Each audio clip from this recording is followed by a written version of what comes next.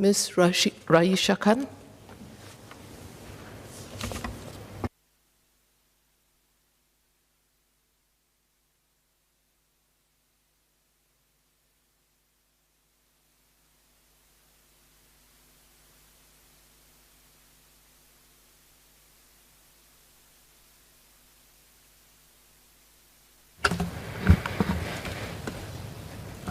Madam Deputy Speaker, my speech today is about women.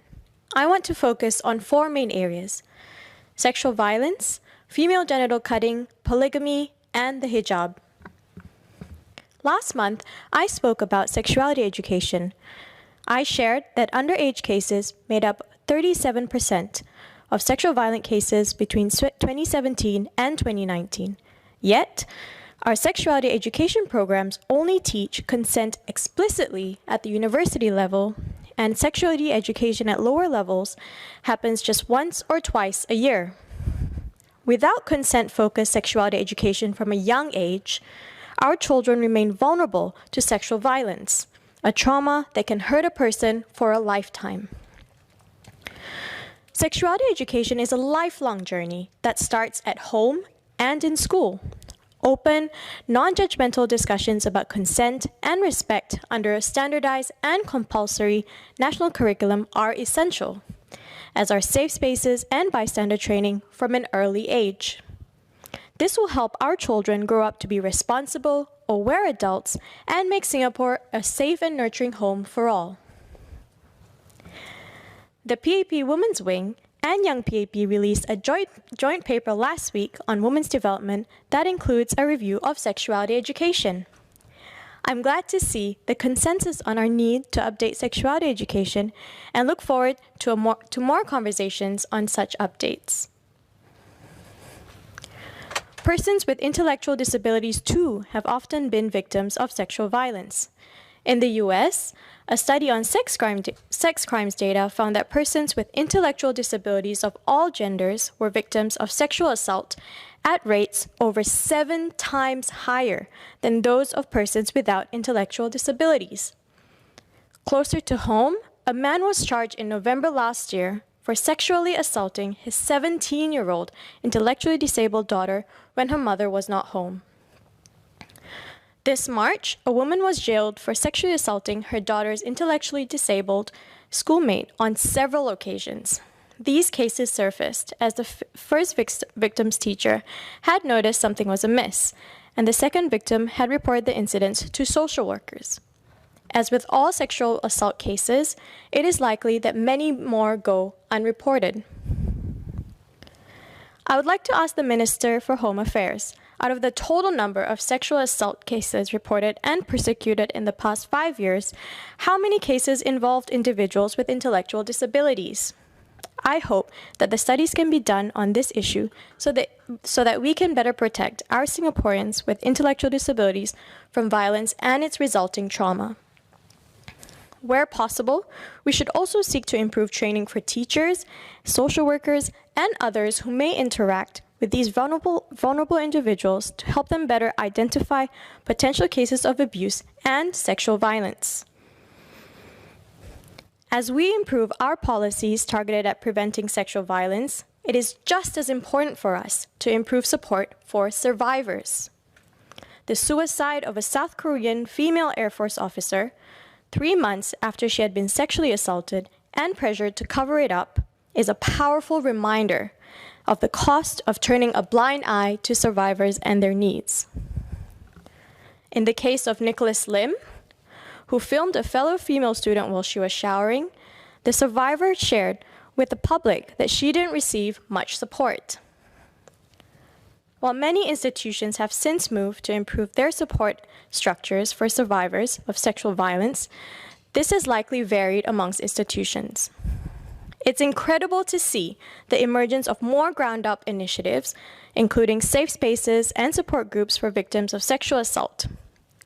Could the Minister for Social and Family Development share on current work done by the Ministry and the other government agencies to offer robust and accessible survivor support in the medium to long term, including but not limited to psychologists, therapists, and support group linkages?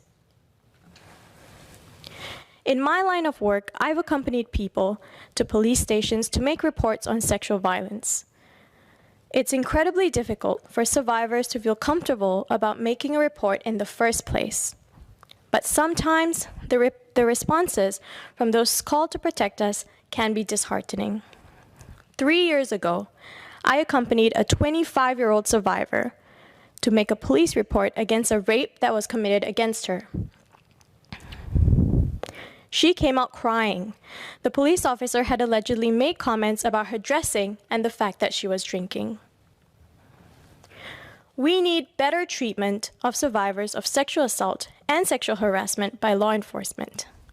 In recent years, we have seen training rolled out for judges and regulations for how lawyers argue sexual assault cases. All steps in the right direction to prevent re-victimization. I would like to call on the Ministry of Home Affairs to provide more police officers with specific sexual violence training to handle sexual assault and harassment cases with sensitivity and care towards victims during the reporting and investigation process. Survivor-centered care is a crucial step in addressing sexual violence, and our police officers can also be supported by counselors or trained mental health personnel at police stations other than the One Safe Center in Police Cantonment Complex. Assuring survivors that they can be taken seriously and not blamed for the horrors that they have faced is an important step of making our law enforcement system more just. This will help build confidence in the sensitivity and capacity of law enforcement to handle difficult issues delicately and will encourage more victims of sexual violence to come forward. While I acknowledge that providing more victim support and increased reporting will require more resources on the part of law enforcement, I believe that this is something we must commit to. No victim should ever feel like those with the power to safeguard them have disregarded their needs. I now move on to the topic of female genital cutting, defined by UNICEF as the injury, partial or total removal of the external female genital organs for non-medical reasons. This practice, sunat perempuan, as it is known in Malay, continues in Singapore, quiet though it may be. It has not escaped the notice of foreign press, such as Reuters and BBC, or even local activists working on this issue. Many of my friends in the Malay Muslim community have gone through this practice themselves. While there are many facets to this complex issue, I wish today to solely focus on the medical and health implications of the practice. As recently as 20 years ago, FGC was performed by traditional midwives in homes with no sterilizations or anesthesia. Today, I understand that the procedure is mostly performed by doctors in private clinics. The cut ranges from a symbolic placement of scissors or a penknife on the intended organ or a nick, but the most common form of cutting in Singapore still involves some removal of genital tissue. The effects of FGC are wide-ranging. Anecdotal experiences reveal an overcutting or laceration of other parts of the vulva. Considering that the typical size of a baby's vulva is a mere 1.5 centimeters, this may lead to a disproportionate loss of nerve endings and the creation of scar tissue. Additionally, as with any invasive medical procedure, there's always a chance of infection. Female genital cutting may also hurt a baby's attachment to a caregiver. A study by the Washington University School of Medicine found that a common defense mechanism of the nervous system to pain is to shut down, which negatively affects interactions with a caregiver. A second potential negative mental health impact is on childhood brain development. Exposure to acute pain in babies and children activates biological stress responses, which may hinder optimal development. In essence, babies feel pain, even if they process it differently from adults. babies still face the risk of long-term physical and mental health implications, as well as strained bonds with their parents, with female genital cutting. In a reply to the BBC article, a representative of Muiz said, "It does not condone any procedures which bring harm to the individual," adding that the council has always held the position that female genital cutting should be avoided. Noting the pain that such acts can bring to females undergoing such practices, I strongly urge the Ministry of Health to conduct a thorough review of female genital cutting procedures done in private clinics. We should aim to standardize and make transparent the amount of skin cut during the procedure, or enforce that the practice should be purely symbolic, ensure that the proper instrumentation is used, and as with similar types of medical procedures, require medical counseling for those who seek to carry it out. The counseling process will allow for doctors to first assess if a baby is medically fit to undergo the procedure, as well as to educate parents on the potential risks. The counseling can also serve to make sure that neither parent is being coerced to comply with the practice, either by their spouse, relatives, or external parties. After counseling, there should be a mandatory 48-hour period, after which, if the parents still wish to proceed with the cutting, they may arrange with the appointment. The decision to proceed should be unanimous, and there should be measures in place to ensure that the procedure is being done with the knowledge of both parents. Finally, I hope that the ministry can commission a study to find out the prevalence of the practice and evaluate the accompanying medical risks that may follow. This will help us understand the potential medical risks faced by those who undergo the procedure. In Singapore, only marriages under the Registry of Muslim Marriages are men allowed to marry more than one wife, and even up to 4 wives at one time. Our regulations stipulate that each application is rigorously reviewed by the RMM, and that it is only approved if there is an urgent reason or necessity or a good reason for the subsequent marriages. Recently, a community initiative called Lipat Conversations did a survey on multiple issues pertaining to gender equality. Their survey found that even though regulations here may be stricter than in other countries, many men still marry their subsequent wives abroad, ignoring the need for an approval letter from the state. In 2014, it was reported that more than 100 Singaporean men underwent a second unregistered marriage in Indonesia. Growing up, I remember having a conversation with one of my classmates in primary school about how her father had decided to marry another wife in Batam against her mother's wishes. This caused a huge financial strain on her family, and her home environment grew increasingly unstable.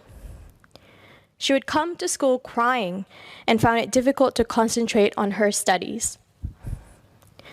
Polygamy doesn't only affect the man in the relationship, it also affects women and children. In Islam, the desired outcome to teachings are generally for us to bring good to society. However, we see that some effects of polygamy are clearly negative.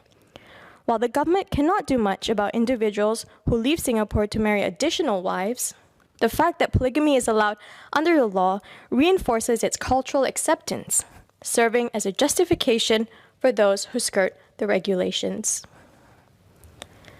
In countries like Kyrgyzstan, Tajikistan, Tunisia, and Turkey, polygamy is banned. But if banning polygamy outright is too much for now, perhaps we can begin with some first steps. We can make the consent of the existing wife mandatory for second marriages, as is done in Indonesia. Measures must be taken to ensure that this consent is given willingly rather than under coercion. Alternatively, we can adopt a rebuttal legal presumption that an applicant cannot be fair and/or provide equally for both his existing and potential wives. This leaves the law in place, but ends polygamy in practice. Another option is to include an additional clause in the automatic standard and printed clauses in the marriage certificate, stipulating in the marriage contract that a husband cannot take another wife. In these ways, the government can discourage the practice more intentionally before prohibiting it completely. On top of this, measures should be put in place that discourage men from attempting to skirt the law by registering marriages abroad. There are many contributors to gender equality, and one of them is financial liberation. How do we ensure that gender does not hamper each of us from being able to support ourselves? The lack of inclusive workplaces, especially for women who wear the hijab, remains a powerful barrier to women today. The hijab, to many women, is sacred and represents a deeply personal relationship that they have with their religion. Though there are many schools of thought in Islam on the necessity of various degrees of modesty, for some, covering their head is an essential part of their Muslim identity and practice. Earlier this year, in this house, my colleague, Mr. Faisal Mana, brought up the very important point that COVID-19 has made it a tough time for many. People have lost their jobs or have difficulty finding employment, especially women who wear the hijab. Ms. Huttingru rightly points out that women are disproportionately affected by this pandemic. Indeed, one resident, a nurse, approached me sharing that she felt torn, that she had to choose between her faith and providing for her family. I'm glad to hear that the government will be reviewing their position on nurses donning the hijab. There are many workplaces that still discriminate against the hijab, such as other uniformed groups. Recently, New Zealand's police force introduced the hijab as part of its uniform. In the Royal Derby Hospital in the UK, staff received disposable sterile headscarves, and the US Army has made hijabs part of its uniform in 2017. I'd like to ask the Minister when the ruling on hijabs in these spaces will be reviewed. Why is the government's stance so important? The government of the day sets the tone on acceptance and tolerance at times. If our uniformed services do not pledge to create inclusive spaces, it shows Singaporeans, especially those in the private sector, that they too can discriminate. Indeed, we have evidence of this happening, such as the Tangs employee who was asked to remove her hijab to be hired as a promoter. I understand that for some Singaporeans, the hijab may be a divisive topic. To combat this, we need to educate our society on the various forms of religious expression. Instead of hiding or pushing them aside, we must encourage Singaporeans to embrace our differences. We must interrogate our preconceived notions and stereotypes against minority races so that we don't judge each other superficially. Only this will truly lead to the unity and diversity that we strive for as a multicultural nation. I wish to conclude with a story that touched me while I was on one of my house visits. I met a young 5-year-old girl being cared for by her grandmother whilst her parents got a much-needed break. The grandmother invited me in and made me some delicious bandung, while the girl chatted away to me, sharing with me her many interests, including her obsession with planes. She told me that one day she would like to be a pilot and fly planes high in the sky. When I think about gender equality, I think about her and the barriers being broken down even now. Not so long ago, female pilots were non-existent, and even now, they're rare. But how wonderful is it to think that we have the opportunity to continue breaking down these barriers so girls like her too can have limitless dreams. This is what I feel is the crux of this motion. I call all of us in this House to work towards fulfilling the aspirations of Singapore women. I support this motion. Thank you.